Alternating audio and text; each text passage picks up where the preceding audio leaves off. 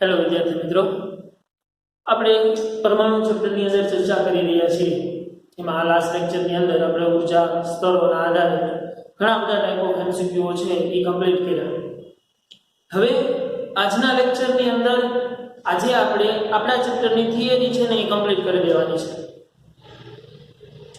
એના માટેના થિયરીના બે ટોપિક જે ઇન્ટરેસ્ટિંગ છે, આપણે ઓલમોસ્ટ અત્યાર સુધી ભણ્યા છીએ અને એક બધી વસ્તુ છે અને એક બોહરની સ્વીકૃતિની બીજી સાબિતી છે, બરાબર। તો સૌથી પહેલા તો આપણે જોઈએ હાઇડ્રોજન પરમાણુ માટેના રેખીય વર્ણપટ। આપણને ખબર છે વર્ણપટની આપણે ચર્ચા કરી ગયા, બે પ્રકારના વર્ણપટો, કુલ 3, એક સતત વર્ણપટ, શોષણ વર્ણપટ અને ઉત્સર્જન વર્ણપટ। એમાંથી આપણે અહીંયા ચર્ચા કરી રહ્યા છીએ ઉત્સર્જન વર્ણપટની। હવે આ જે ઉત્સર્જન વર્ણપટ છે એની અંદર આપણે જોયું હતું કે અમુક કંઈક લાઇન સ્પેક્ટ્રા જોવા મળતા, મતલબ કે અમુક પ્રકાશિત અને અમુક રંગીન રેખાઓ જોવા મળતી હતી, બાકીનો બધો ભાગ ડાર્ક હતો। તો હાઇડ્રોજન પરમાણુ છે એ એક વિશિષ્ટ વર્તણૂક ધરાવે છે અને એની ઉપરથી આપણે લાઇમન, બામર, પાસવન, બ્રેકેટ એ બધી શ્રેણીઓ અમે પ્રકાર પાડ્યા। હવે એની એ જ શ્રેણીઓમાં થોડુંક આગળ વધવાનું છે। આપણી પાસે ઊર્જાનું સમીકરણ છે। આપણે બોહરની 3 સ્વીકૃતિઓને સ્વીકારીને આપણે વેગનું, આવૃત્તિનું, તરંગ લંબાઈ, પછી એની કક્ષીય ત્રિજ્યા અને એની ઊર્જાનું સમીકરણ આપણે મેળવ્યું હતું। તો આપણે ત્યારે વાત કરી હતી, ભાઈ યાદ કરો છો કે કોઈ n ની કક્ષામાં રહેલા ઇલેક્ટ્રોનની ઊર્જા છે એ કેટલી થતી હતી? કોઈ n ની કક્ષામાં રહેલા ઇલેક્ટ્રોનની ઊર્જા En -m e ની 4 છેદમાં 8 epsilon 0 square h2 n2 આ પ્રમાણેનું સમીકરણ મેળવ્યું। પણ જો હાઇડ્રોજનની જ વાત કરવામાં આવે તો હાઇડ્રોજન માટે આપણે આ વસ્તુ છે એને આવી રીતે લખી શકતા હતા, કેમ કે બધી વસ્તુ ઈ છે એ અચળ છે। તો En -13.6 n2 ઇલેક્ટ્રોવોલ્ટ। જો હાઇડ્રોજનની વાત કરતા હોઈએ તો ની વાત છે, પણ જો હાઇડ્રોજન સિવાયના કોઈની વાત કરતા હોઈએ તો હાઇડ્રોજન સિવાયનો કોઈ પણ પરમાણુ હોય તો સ્વાભાવિક છે કે અહીંયા e ની 4 ઘાત છે, મતલબ z e આવતું હતું તો e ની 4 હોય તો z સ્ક્વેર થઈ જશે। En -m into z square into e ની 4 છેદમાં 8 epsilon 0 square h2 into n2। આ સમીકરણ અનુસાર છે E પરમાણુના કોઈ n ની કક્ષામાં રહેલા ઇલેક્ટ્રોનની ઊર્જા મળશે, બરાબર। હવે અહીંયા સુધીનું ખબર છે અને આપણે જે મેળવ્યું હતું એની વસ્તુનો ચાર્ટ છે અને હું ઝડપથી અહીંયા ડ્રો કરવાનો ટ્રાય કરું તો આ જે છે મારું ન્યુક્લિયસ છે। આ મારી n બરાબર 1 ની કક્ષક હોય, આ છે n બરાબર 2 ની કક્ષક હોય, આ છે n બરાબર 3 ની કક્ષક હોય, આ છે n બરાબર 4 ની કક્ષક હોય, બરાબર। આ n 1 n 2 n 3 અને n 4। હવે આપણને ખબર છે કે કોઈ પણ x y z, માનો કે અહીંયા રહેલો ઇલેક્ટ્રોન છે એને સંક્રાંતિ કરવી છે અહીંયા, મતલબ n બરાબર 3 માંથી n બરાબર 1 માં આવવો હશે તો એ કંઈક ઊર્જા છે એ કરશે, ગુમાવશે। કેમ કે યાદ કરો શું કીધું તું, જેમ આમ જાવ છો એમ ઊર્જા ઋણમાં ઘટે છે પરંતુ ધનમાં વધે છે। જેમ n વધતો જશે, અહીંયા જો -13.6, અહીંયા -1.4, પછી અહીંયા બે આવતેથી -1.5, -0.81, -0.51 સમથિંગ એવી બધી ઊર્જા આવતી હતી। તો તમે જેમ આમ આવો છો ઊર્જા ઘટે છે, ઋણમાં ઘટે છે પણ ધનમાં છે એ વધે છે એમ કહેવાય છે। તો સ્વાભાવિક છે આ ઇલેક્ટ્રોન અહીંયા આવવો છે તો કઈ આ ઊર્જાના ગેપ જેટલી ઊર્જા ધરાવતા ફોટોન છે એ શું કરશે? રિલીઝ કરશે, મતલબ એટલા ફોટોન છે એટલી ઊર્જા ધરાવતા ફોટોન છે એ શું કરશે? ગુમાવશે। તો હવે આ જે ફોટોન ગુમાવવાની વસ્તુ છે એ શેની ઉપર ડિપેન્ડ રાખે છે? તો કે આની ઊર્જા છે એ E3 થઈ જાય, આની ઊર્જા છે એ E1 થઈ જાય। તો હવે જુઓ છે, હું અહીંયા નામ આપી દઉં, ફોર એક્ઝામ્પલ આ જે શરૂઆતમાં છે એની ઊર્જા E ઇનિશિયલ કહી દઉં, EI પ્રારંભિક, બરાબર, પ્રારંભિક ઊર્જા, અને EF જેને હું કહી દઉં એની અંતિમ ઊર્જા। તો હવે તમને એક વસ્તુની ખૂબ સારી રીતે ખબર છે કે જેમ આનો જે ઊર્જા છે એ વધે છે તો આની ઊર્જા વધુ હશે અને અહીંયા આવશે એટલે એની ઊર્જા વધે છે ઘટશે તો આનો મતલબ એમ થયો કે જો શરત આ શરતનું પાલન થાય E I greater than 2 E F હશે E આનો અહીંયા વ્યવસ્થિત લખો તો તમને ખબર પડી જાય કે જો E I greater than 2 E F હશે મતલબ કે જ્યાં ઇલેક્ટ્રોન પડ્યો છે એ જગ્યા E કક્ષામાં એની ઊર્જા વધુ હોય અને જે કક્ષામાં જવાનો છે એ કક્ષાની ઇલેક્ટ્રોનની ઊર્જા ઓછી હશે તો અહીંયા શું થશે આના ઊર્જા ગેપ જેટલી ઊર્જા ધરાવતા ફોટોનનું ઉત્સર્જન થશે શું થશે ઉત્સર્જન થશે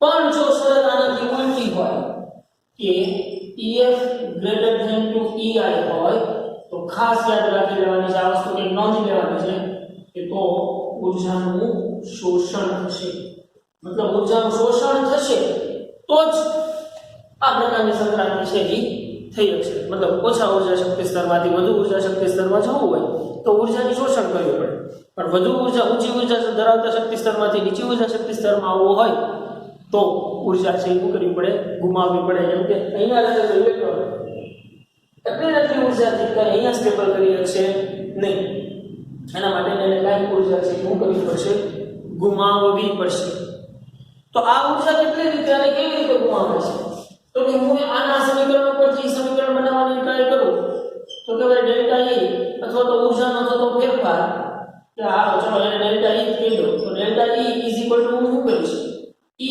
ઇનિશિયલ માઈનસ E ફાઇનલ કેમ કે પ્રારંભિક ઊર્જા વધુ છે ને અને અંતિમ ઊર્જા છે એ કેવી છે ઓછી છે પ્રારંભિક ઊર્જા છે એ વધુ છે અને અંતિમ ઊર્જા છે એ કેવી છે ઓછી છે તો હવે મારા ઊર્જામાં થતો ફેરફાર છે એને હું ડેલ્ટા E નો E જ લેવા દઉં શું થઈ જશે જો આના સમીકરણમાં મૂકો તો n ની કક્ષામાં રહેલા ઇલેક્ટ્રોનની ઊર્જા છે અને આ હવે E અને n નો શું સંબંધ છે E અને n નો શું સંબંધ છે તો કે આપણને ખબર છે E proportional to 1/n² થાય છે તો હવે આનું આ સમીકરણ જો ધ્યાન આપજો ખાસ તો delta E is equal to a minus m e ની 4 ઘાત અને એ બધું વસ્તુ છે હું કોમન કાઢી લઉં m e ની 4 ઘાત 8 epsilon 0 square h square કૌંસમાં 1/n f square minus 1/n I square થશે જુઓ કેમ કે E proportional to n square છે તો જો તમારે ઊર્જાનો તફાવત છે ઊર્જા ધન મેળવવી હોય તો શું કરવું પડે f અને આગળ ઉલટાવવા પડે તો nf² n I² થાય તો તમને આ સમીકરણમાં જુઓ આ સમીકરણ જુઓ તો E તો શું થશે hc/λ થાય તો hc/λ m e ની 4 ઘાત છેદમાં 8 epsilon 0 square h² કૌંસમાં 1/n f² minus 1/n I² તો જુઓ હવે આ સમીકરણને છે ને આપણે કંઈક ફેરવીએ આ h અને c છે ને એને છેદમાં જવા દઈએ તો અહીંયા શું વધશે 1/λ m e ની 4 ઘાત છેદમાં 8 epsilon 0 square h² છે અને આ h અહીંયા આવશે એટલે શું થઈ જશે h³ અને c છેદમાં c કૌંસમાં 1/nf minus 1/ni પરંતુ હાઇડ્રોજન જેવા પરમાણુ માટે જો હાઇડ્રોજન જેવા પરમાણુ માટે આ વેલ્યુ છે ને એ અચળ રહેશે જે થશે આપણા રીડબર્ગ અચળાંકની વેલ્યુ જેટલી ni²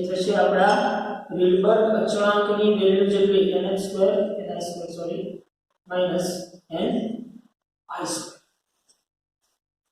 તો તમને આની ઉપરથી રીડબર્ગનું સૂત્ર મળ્યું જુઓ છો રીડબર્ગ અચળાંકનું સૂત્ર શું થશે રીડબર્ગ અચળાંકનું સૂત્ર થશે m e ની 4 ઘાત છેદમાં 8 epsilon 0 square h³ into c તો આને કહેવાય છે રીડબર્ગ અચળાંકનું સમીકરણ તમને એક્ઝામની અંદર એમ કહી શકે કે બોહર મોડેલ ઉપરથી રીડબર્ગ અચળાંકનું સમીકરણ તારો તો રીડબર્ગ અચળાંકનું સમીકરણ છે આપણે આ રીતે મેળવી શકીએ અને આ સમીકરણ તો આપણે શ્રેણીઓમાં ભણી ગયા છીએ ને 1/λ = r 1/m² - 1/n², કે નહીં? આપણને ખ્યાલ છે એ વસ્તુ સારી રીતે. તો હવે m² એટલે જો મેં તમને એમ કીધું છું m² / 1/m² - 1/n², એની અંદર આપણે શું યાદ રાખીએ? માંથી આ એટલે માંથી શેમાંથી આવે છે? તો કે ભાઈ ઇનિશિયલ શરૂઆત માંથી આવે છે.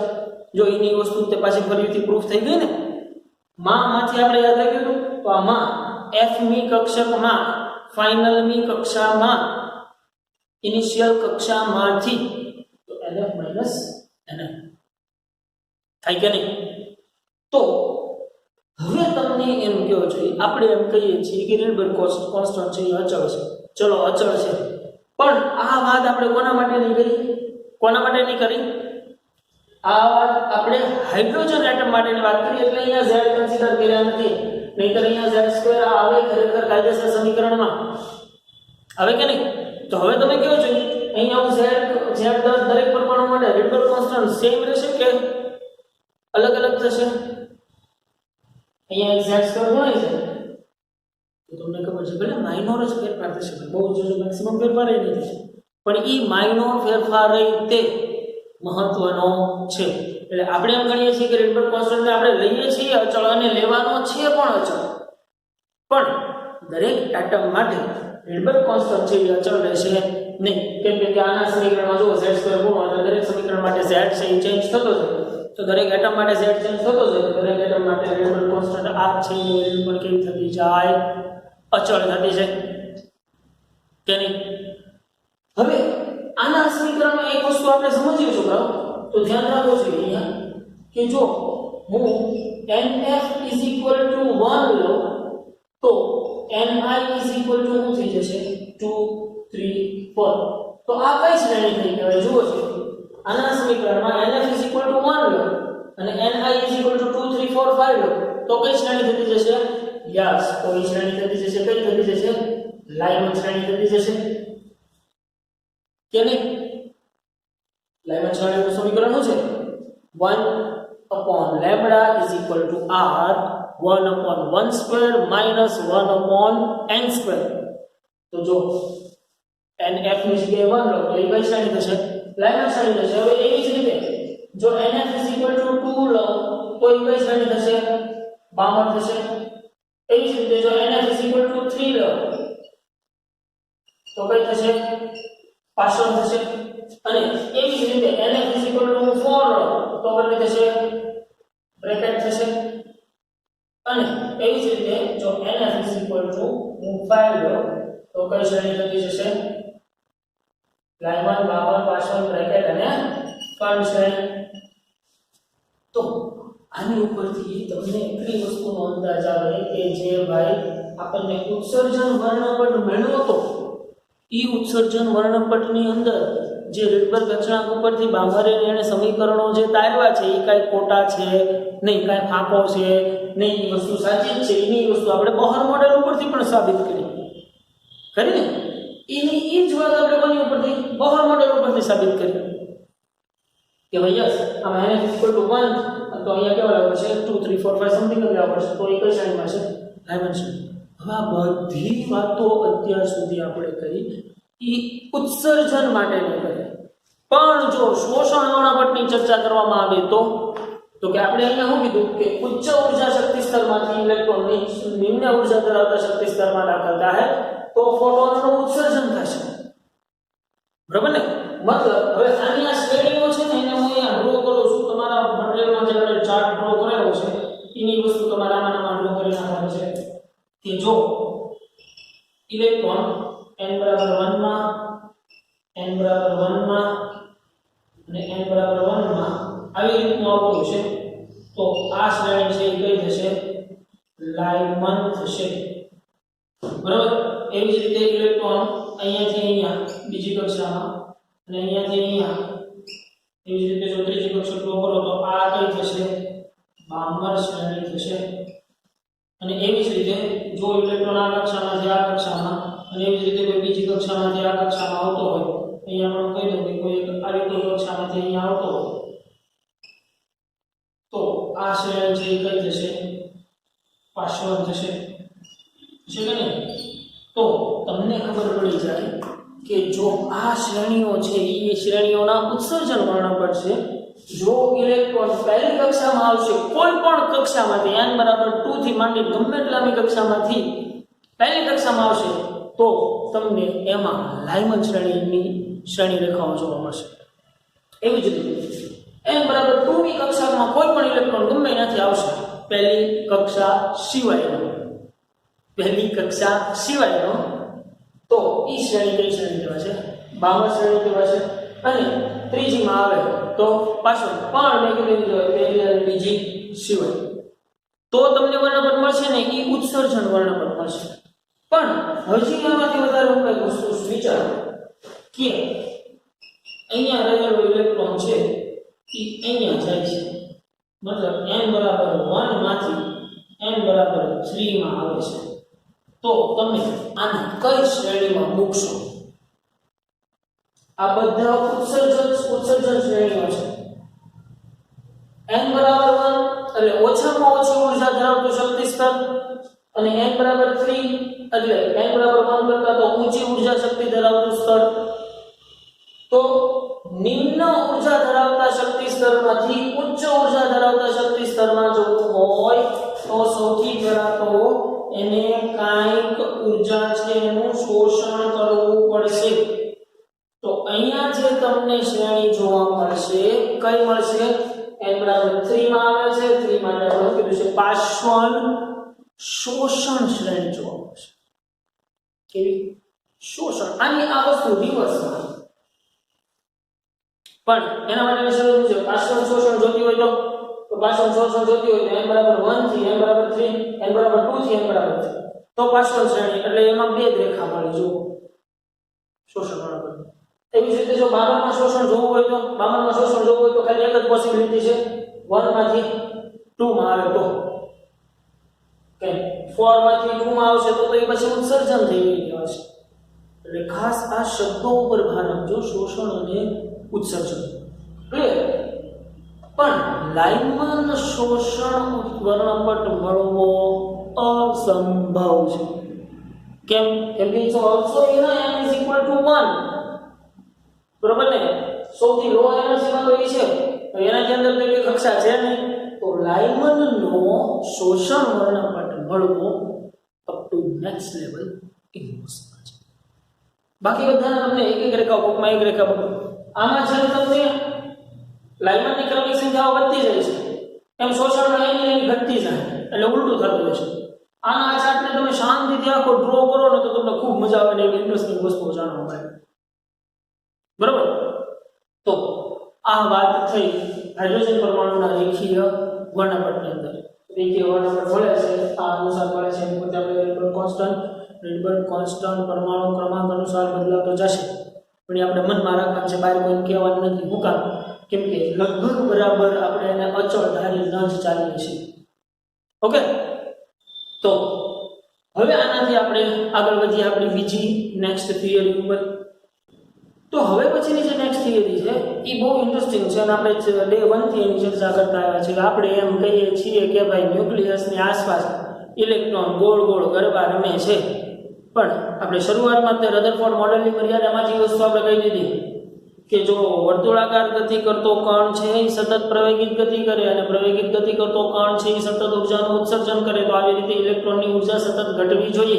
જે ઘટતી નથી અને પછી ભાઈ બોહરે એમ કીધું મારી ત્રણ વાત સ્વીકારો તો તમારું બધી વસ્તુ છે એ બહાર પાડી દો એ સમય દરમિયાન હતી એના આઈ થિંક 10 વર્ષ દરમિયાન જ્યારે બોહરે એની સ્વીકૃતિઓ સ્વીકાર કરવાની કીધી એની પછીના 10 વર્ષ દરમિયાન ડ બ્રોગલી જેને આપણે ચર્ચા ઓલરેડી ચેપ્ટર નંબર 11 માં કરી ગયા છીએ કે જેણે આપણને શું કીધું હતું કે જો કોઈ તરંગ છે એ કણ પ્રકૃતિ ધરાવતો હોય તો કોઈ ઇલેક્ટ્રોન જેવું સૂક્ષ્મ કણ છે એ પણ તરંગ પ્રકૃતિ ધરાવી શકે તો ઇલેક્ટ્રોનની આ જ તરંગ પ્રકૃતિને ધ્યાનમાં લઈ અને એણે બોહરની વાતને ટેકો આપ્યો હવે ટેકો આપ્યો એટલે કાંઈ આમ કે આમ ટેકો નથી આપ્યો પણ એણે એ વસ્તુ પ્રૂફ કરીને દેખાડી યસ બોહરે કીધું છે કે આ સ્વીકારવું પડશે તો આ સ્વીકારવું જ પડશે કઈ રીતે સ્વીકારવું તો કે આપણે એમ કહીએ છીએ કે આ જે છે એવું છે ન્યુક્લિયસમાં ધન વીજભાર છે, બરોબર. ન્યુક્લિયસની અંદર રહે તો આપણે જે ન્યુટ્રોનની ચર્ચા કરી જ નથી, જેની આપણે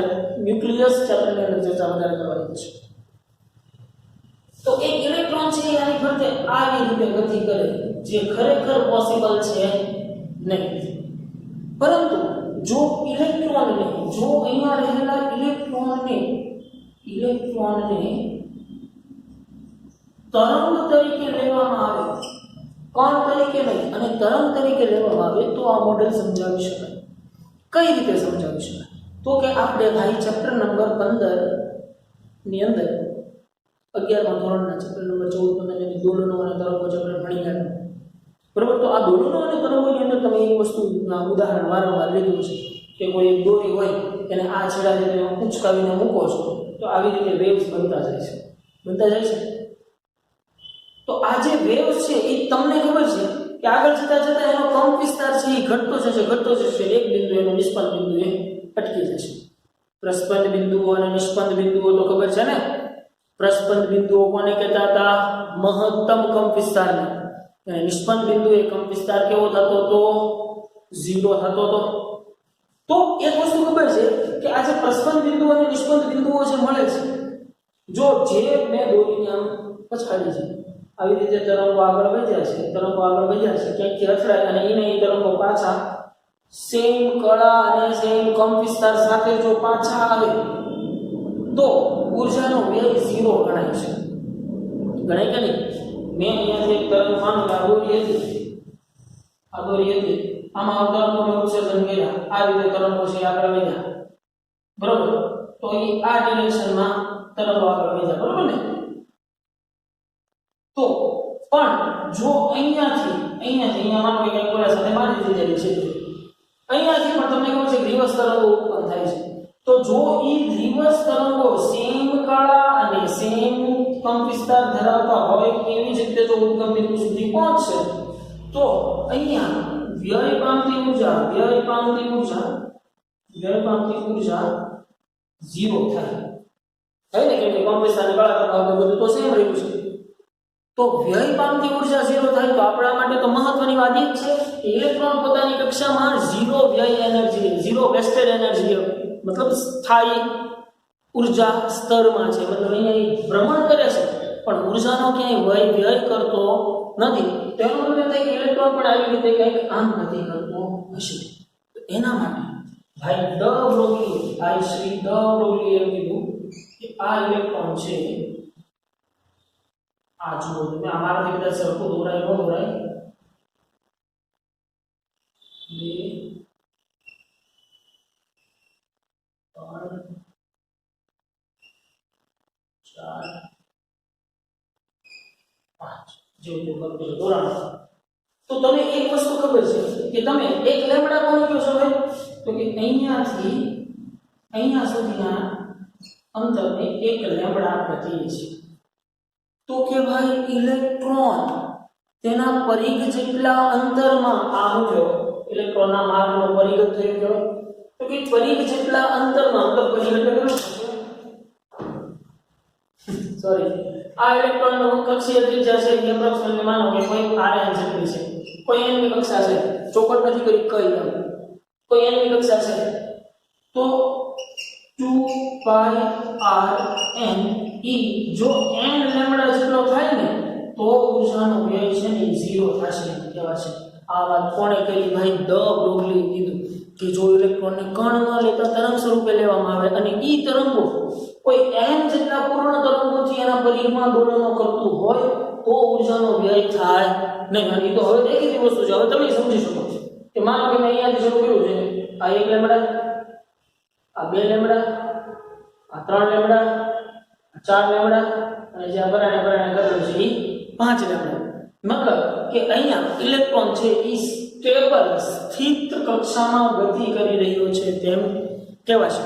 તો એની વસ્તુ સાબિત કરવી હોય તો કેમ સાબિત કરાય? તો કે ભાઈ બોહરે એમ કીધું હતું કે ઇલેક્ટ્રોનો પોતાની કક્ષામાં, માત્ર એવી જ કક્ષામાં ગતિ કરી શકે કે જે કક્ષામાં એનો કોણીય વેગ એ કક્ષામાં એના કોણીય વેગમાન છે એ h/2π ના પૂર્ણ ગુણાંક ન હોય. તો બોહરની બીજી સ્વીકૃતિ છે એને આપણે સાબિત કરવાની છે. ત્યાં શું કીધું કે કોણીય વેગમાન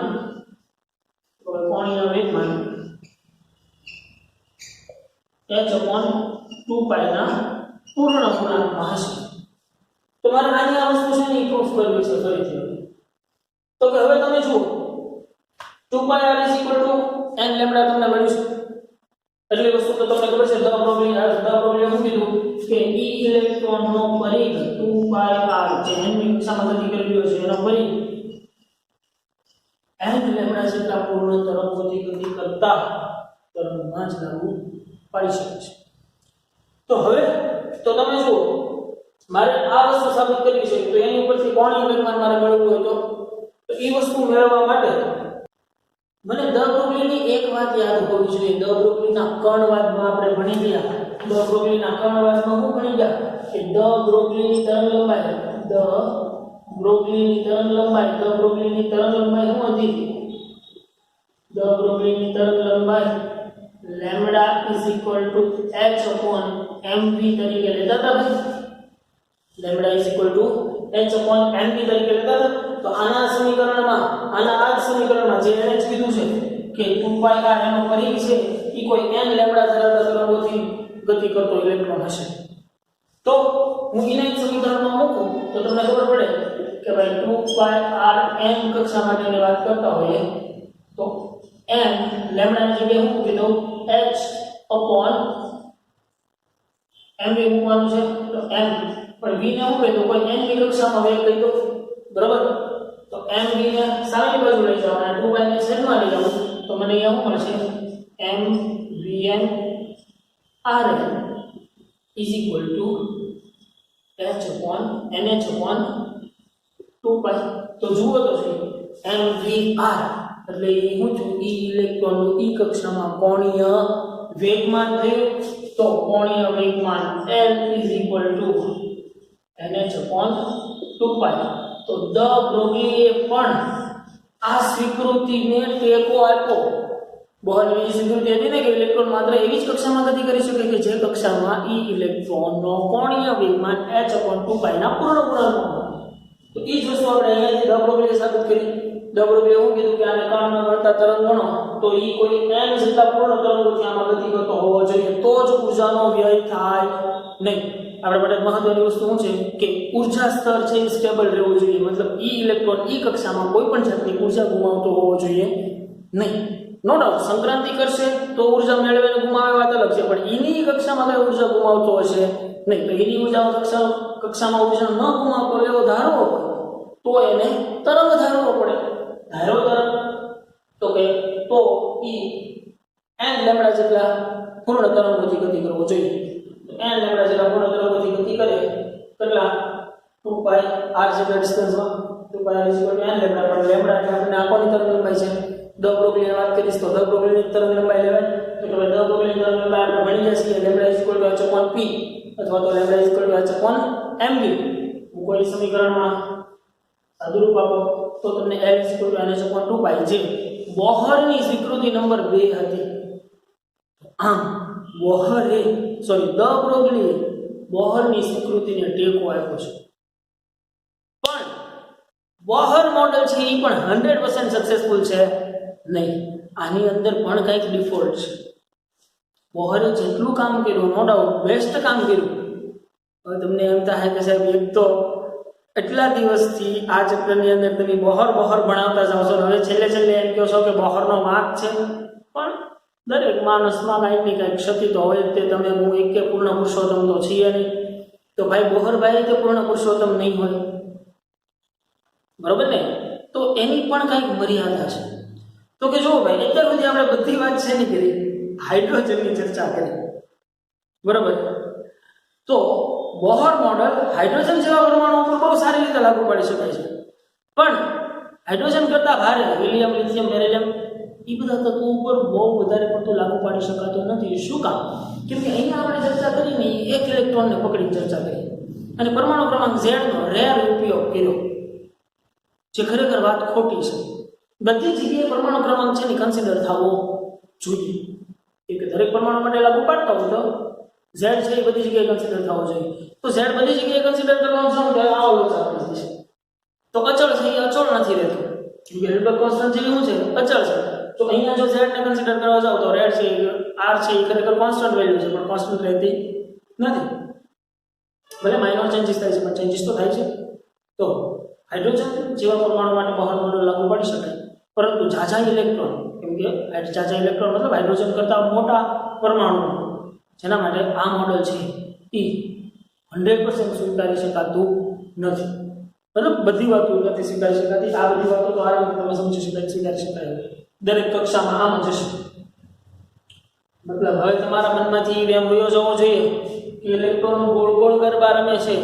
નહીં, ઇલેક્ટ્રોન ગોળ ગોળ ગરબા નથી રમતો, ઇલેક્ટ્રોન આગળ પાછળ સ્ટેપ વાળા ગરબા રમે છે. બરોબર ને? નવરાત્રી ચાલતી હોય એટલે આપણને હવે ગરબા તો સાંભળે, પણ મન મોટું રાખી અને ઇલેક્ટ્રોનને ગરબા રમાડી દઈએ આપણે, બરોબર? બાકી બીજાને ગરબા રમાડશું નહીં, સરકારશ્રીના આદેશ મુજબ. તો ઇલેક્ટ્રોન ભાઈ દોઢિયો લેતો લેતો આગળ પાછળ આવી રીતે તરંગ સ્વરૂપે ગતિ કરતો કરતો પોતાની કક્ષામાં સ્થિત ઉર્જા સાથે રહેતો હશે. એવું ભાઈ દ બ્રોગલી અને બોહર.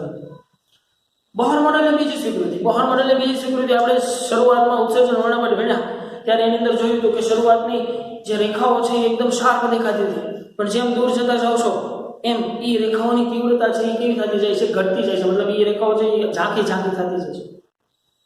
એ વસ્તુ તમને સ્પેક્ટ્રોમીટરની મદદથી સમજાવી શકાય, તમે ખૂબ સારી રીતે સમજી શકો, પણ સ્કૂલે આવ્યા બાદ આપણે એ વસ્તુના સ્પેક્ટ્રોમીટર ઉપરથી એક્સપેરિમેન્ટ ભણશું કે કેમ અમુક રેખાઓ શાર્પ દેખાય છે, પછી જેમ દૂર જતા જાઓ એમ અમુક રેખાઓ છે એ ઝાંખી થતી જાય છે. તો આ રેખાઓની તીવ્રતા છે એ બોહર મોડેલ સમજાવતું નથી, કેમ કે આપણે ત્યાં સુધી ક્યાંય તીવ્રતાની ચર્ચા કરી નથી, રાઈટ? તો આ બોર્ડ વર્ક બધાએ ફરજિયાત કંઈક નોંધી લેવું ભાઈ પ્લીઝ. આ બોર્ડ વર્ક છે ને એ બહુ ઇમ્પોર્ટન્ટ છે. પછીના બધા દાખલાઓ ભણવા માટે ખૂબ મહત્વનું આવે. શોષણ ઉત્સર્જન વાળું તો ખાસ ખબર પડી જવી જોઈએ કે ક્યારે શોષણ વર્ણપટ રચાણું કહેવાય, ક્યારે ઉત્સર્જન વર્ણપટ રચાણું કહેવાય. ઇલેક્ટ્રોન કેવા પ્રકારની સંક્રાંતિ કરે તો શોષણ મળે, ઇલેક્ટ્રોન કેવા પ્રકારની સંક્રાંતિ કરે તો ઉત્સર્જન મળે. બરોબર? ઊંચી ઉર્જાથી નીચી ઉર્જામાં આવો તો ઉત્સર્જન મળે, નીચી ઉર્જાથી ઊંચી ઉર્જામાં જાઓ તો શોષણ મળે. સિમ્પલ વાત છે. તો એની જ વસ્તુ છે એને ઝડપથી અહીંયા આપણે રીડ કરી લઈશું, જેથી કરીને આપણે ટાઈમ વગેરે નહીં, કેમ કે આ બધી વસ્તુ છે ઓલમોસ્ટ આપણે વાત થઈ ગઈ છે. બોહર મોડેલની ત્રીજી સ્વીકૃતિ મુજબ જ્યારે પરમાણુ Ni ઇનિશિયલ ક્વોન્ટમ આંકની ઉચ્ચ ઉર્જા અવસ્થામાંથી Nf ક્વોન્ટમ આંક વાળી નિમ્ન ઉર્જા અવસ્થામાં સંક્રાંતિ કરે છે, ત્યારે તેના ઉર્જા તફાવત જેટલી ઉર્જાનો ફોટોન ઉત્સર્જિત થાય છે, જેની આવૃત્તિ એને f ઉપરથી લીધું છે, પણ કોઈ ચિંતા નથી, આપણે f ઉપર દર્શાવો. આવૃત્તિ h VIF ENI ENF. જો એને n ને પહેલેથી દેખાડી, બાકી આ EF EI EF પણ આવી રીતે આપણે આવૃત્તિનું સમીકરણ મળી જાય. આવૃત્તિનું સમીકરણ ઉપરથી જેને રીડબર્ગ, આ સમીકરણને રીડબર્ગનું સૂત્ર કહે છે. આ સૂત્રનો જો આપણે NF 2 અને NI 3, F 2 અને NI 3 4 5 6 3, તો તેનું સ્વરૂપ આમાં શ્રેણીના સમીકરણ જેવું મળે છે. તો R m e4 r = n epsilon 0 h એટલે કહું છું ભાઈ, જો લેમડા કાય સમીકરણ કાઢવું નહીં અને ડાયરેક્ટ કહી દીધું એટલે આપણું સમીકરણ છે ને એ બને ત્યાં સુધી લખી રાખજો, નહીંતર પાછા એક મોટાએ સડશો. આ મૂલ્ય બામાના આનુભાવિક સૂત્રથી મળતા મૂલ્યની ખૂબ જ નજીક છે. મતલબ રીડબર્ગનું મૂલ્ય છે લગભગ બરાબર જે અચળ વેલ્યુ છે એ જ વેલ્યુ ઉપરથી મળે છે. આમ રીડબર્ગ અચળાંકના સૈદ્ધાંતિક અને પ્રાયોગિક મૂલ્યોના આ સમાનતાને બોહર મોડેલના પ્રત્યક્ષ અને નોંધપાત્ર સમર્થન પૂરું પડ્યું. મતલબ કે બોહર મોડેલને સમર્થન મળ્યું આ વાત સાબિત કર્યા બાદ. NF અને NI વચ્ચે પૂર્ણાંકો હોવાથી સમીકરણ દર્શાવે છે કે વિવિધ પરમાણુ અવસ્થાઓ વચ્ચેના સંક્રાંતિઓમાં વિવિધ નિશ્ચિત આવૃત્તિઓના પ્રકાશનું ઉત્સર્જન થાય છે. હાઇડ્રોજન વર્ણપટમાં બાબરના NF 2 તો NI 3 4 5 વગેરેને અનુરૂપ છે. બોહર મોડેલના પરમાણુમાં હાઇડ્રોજન પરમાણુ માટે બીજી પણ શ્રેણીના વર્ણપટનું સમર્થન સાચું કર્યું છે.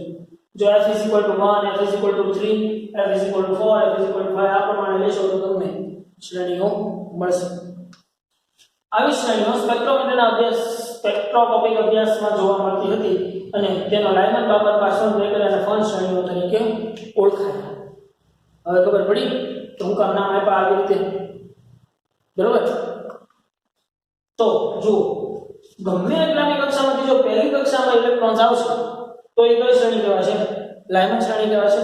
ગમે એટલી કક્ષામાંથી પણ 1 સિવાયની બામર શ્રેણીમાં આવશે, સોરી બીજા n બરાબર 2 માં આવશે તો એને બામર શ્રેણી, પછી પાછળ અને બ્રેકેટ. તો અહીંયા જો તમને શ્રેણી વિશે રેખાઓ વધુ મળશે, અહીંયા એના કરતા ઓછી, અહીંયા એના કરતા ઓછી, અહીંયા એના કરતા ઓછી. તો એનો મતલબ એમ થાય કે જેમ આમ આવશે રેખાઓની સંખ્યા ઘટતી જાય છે, પણ આ શો ઉત્સર્જન માટેની વાત છે. જો શોષણ માટે જેમ આમ હોય એમ વધતી છે. બરાબર ને? એ વસ્તુ ધ્યાન રાખવાનું. પરમાણુ વર્ણપટમાં જુદી જુદી રંગીન પ્રકાશિત રેખાઓ ત્યારે ઉત્પન્ન થાય છે કે જ્યારે ઇલેક્ટ્રોન વચ્ચે ઉર્જા અવસ્થામાંથી નિમ્ન ઉર્જા અવસ્થામાં કૂદી પડે અને ફોટોનનું ઉત્સર્જન કરે છે. આ વર્ણપટ રેખાઓને ઉત્સર્જન રેખાઓ કહે છે. પરંતુ આ જ ઇલેક્ટ્રોનને નિમ્ન ઉર્જા અવસ્થાથી ઉચ્ચ ઉર્જા અવસ્થામાં સંક્રાંતિ કરવા માટે જરૂરી ઉર્જા જેટલી જ ઉર્જા ધરાવતા ફોટોનને જો પરમાણુ શોષે તો તે ક્રિયાને શોષણ કહે છે અને તેના દ્વારા મળતા વર્ણપટને શોષણ વર્ણપટ કહે છે. આમ જો સતત મૂલ્યો ધરાવતી આવૃત્તિઓના ફોટોનને અત્યંત ઓછી ઘનતાળા વાયુમાંથી પસાર કરી અને તેમનું સ્પેક્ટ્રોમીટર વડે વિશ્લેષણ કરવામાં આવે તો એક સળંગ વર્ણપટમાં અપ્રકાશિત એવી શોષિત રેખાઓ જોવા મળે છે. અપ્રકાશિત રેખાઓ વાયુના પરમાણુ વડે શોષાયેલી આવૃત્તિઓનું સૂચન કરે છે. મતલબ કેટલા જરૂરી ફોટોન, કેટલી આવૃત્તિ ધરાવતા ફોટોનનું શું થયું છે, ત્યાં શોષણ થયું છે એ દેખાડે. બોહર મોડેલ વડે અપાયેલી હાઇડ્રોજન પરમાણુના વર્ણપટની સમજૂતી એક ઉત્કૃષ્ટ સિદ્ધાંત હતી જેનાથી આધુનિક ક્વોન્ટમ સિદ્ધાંત તરફ વિકાસનો પ્રોત્સાહન મળ્યું. 1922માં બોહરને ભૌતિક વિજ્ઞાનનું નોબેલ પ્રાઇઝ પણ એનાયત કરાયું. હમણાંથી ફિઝિક્સમાં કરંટ યરની અંદર પણ તમે સર્ચ કરી શકો કે 2019-20 છે ફિઝિક્સ ડિપાર્ટમેન્ટ માટે ખૂબ સારું મળ્યું છે. ઘણા બધા નોબેલ પારિતોષિક છે એ ફિઝિક્સ ડિપાર્ટમેન્ટને મળેલા છે, મતલબ ફિઝિક્સ સબ્જેક્ટમાં.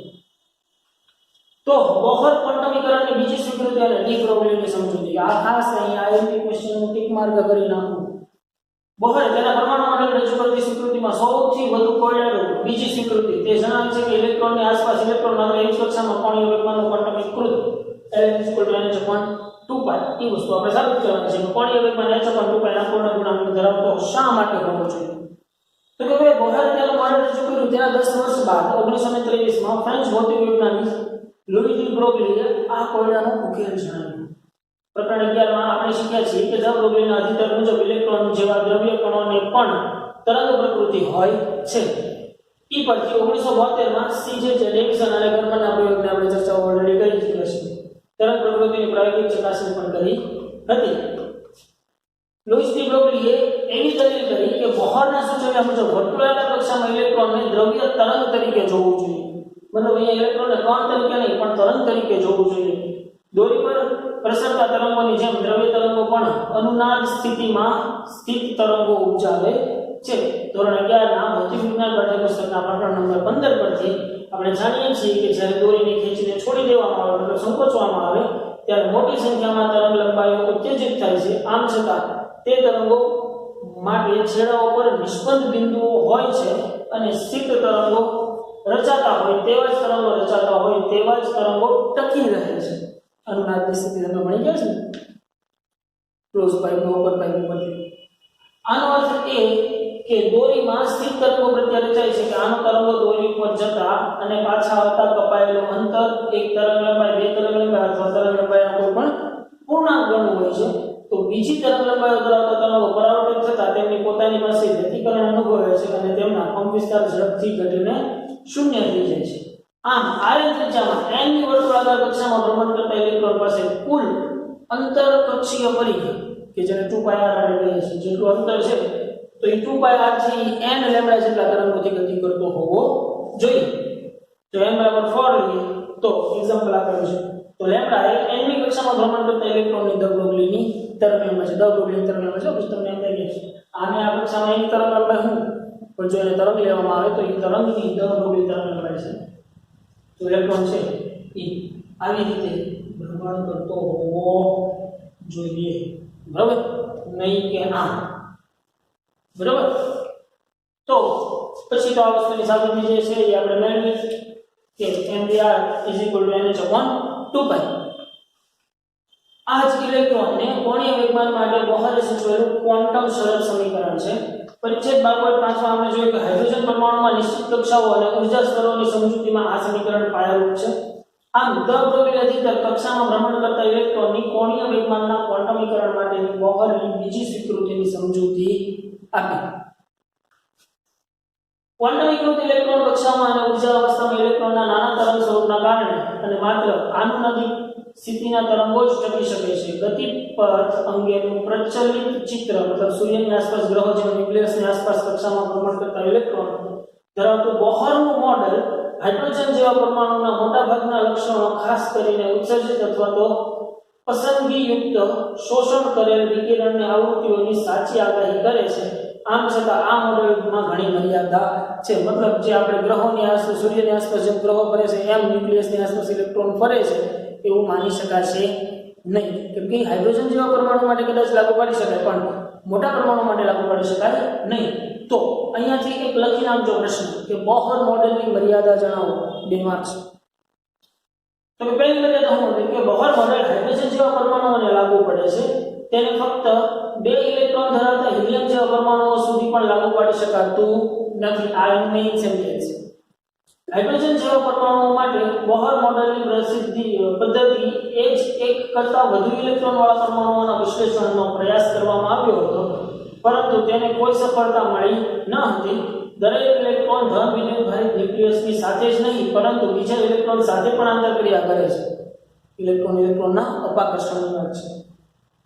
તે હકીકતમાં જ મુશ્કેલી રહેલી છે. તો બોહર મોડેલની રચનામાં ધન વિદ્યુતભારિત ન્યુક્લિયસ અને ઇલેક્ટ્રોન વચ્ચેનું વિદ્યુતીય બળ સંકળાયેલું છે.